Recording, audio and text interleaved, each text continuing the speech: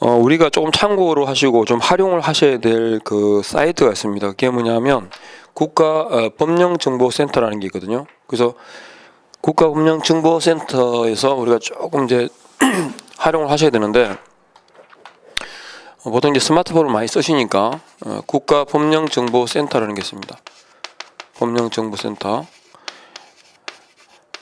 여기 이제 앱을 받으셔가지고 그 조문을 법 과목을 준비하는데 조문을 안 본다는 거는 이게 말이 안 되는 거고요. 그래서 여기 보시면 조문을 볼 수 있고, 그리고 조문과 관련된 판례라든지 이 또 법 조문이 어떻게 변경되어 왔는지 연역 같은 거 아주 상세하게 볼 수 있습니다.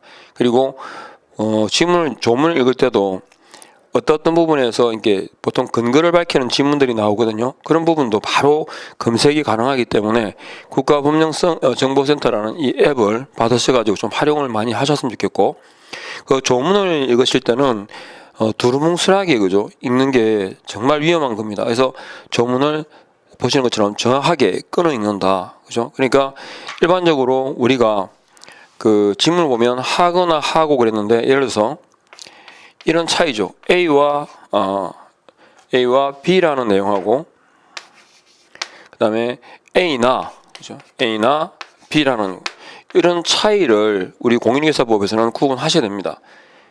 그죠? A와 B 그러면 둘 다, A나 B는 둘 중 하나잖아요. 그죠? 이런 부분의 개념을 정확하게 읽으시고 차이를 구분하셔야 시험 지문에서 실수를 하지 않습니다.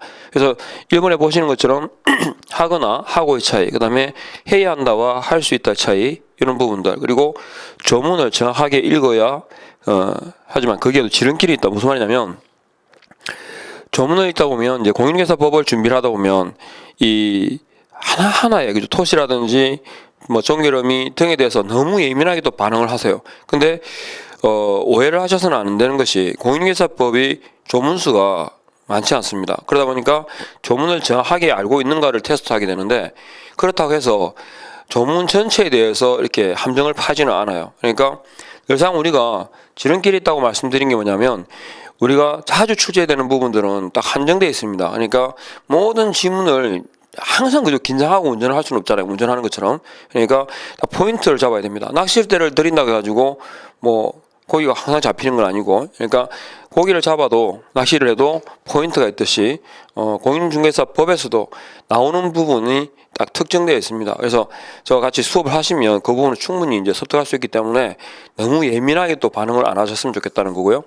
그 다음에 두 번째, 자기의 생각을 버린다라는 게 뭐냐면, 그 1번 내용처럼 왜 그럴까? 그러니까 어떤 조문을 보면 간단하게 그냥 A는 B다라고 보시면 돼요. A는 B다. 그럼 A는 B다 그러니까 그런가 보다 정도로 끝나야 됩니다. 그렇구나, 아셨죠? 근데 여기서 왜라고 자꾸 보다 보면 자꾸 머리만 복잡해져요. 그러니까 공인중개사법은 그렇게 심오하게 이해를 토대로 해서 뭔가를 도출해내는 그런 과목은 아닙니다, 성격상. 그렇기 때문에 A는 B다 그러면 일단 A는 B다 그러면 그대로 그냥 그 상태대로 기억하시고, 그 이후에 공부가 진행되면 자연스럽게 또 파악이 됩니다. 왜 저런 조문들이 나왔을까라는 것이. 그래서 왜 그럴까 보다는 그렇구나라고 인정하는 자세가 중요하고요. 그리고 시험은 뭐다? 학문이 아니라 시험이다. 무슨 말씀인가 하면, 학문이란 기납, 면역해가지고 어떤 이론의 과정과 도출의 내용들을 전체적으로 봐야 되잖아요. 그죠? 그런데 시험은 뭐냐면, 시험은 결과입니다. 어떻게 정답을 찾는가, 그 방법을 배우는 것이라 그랬는데, 전체 내용이 그죠, 다 시험에 나오지는 않아요. 그래서 시험에 출제되는 그 포인트에 맞춰가지고 준비를 하셔야 되지, 1번부터 해서 100번까지 있다, 1번부터 100번까지 전부를 다 머릿속에 집어넣어야만 고득점 할 수 있는 건 아니라는 거 아셨죠? 그리고 시험은 결과로 말한다 그랬는데, 새벽 4시까지 밤을 새워서 공부를 한다 하더라도 결과가 불합격이면 어떻게 됩니까? 당연히 그거는 열심히 했다고 볼 수 없죠.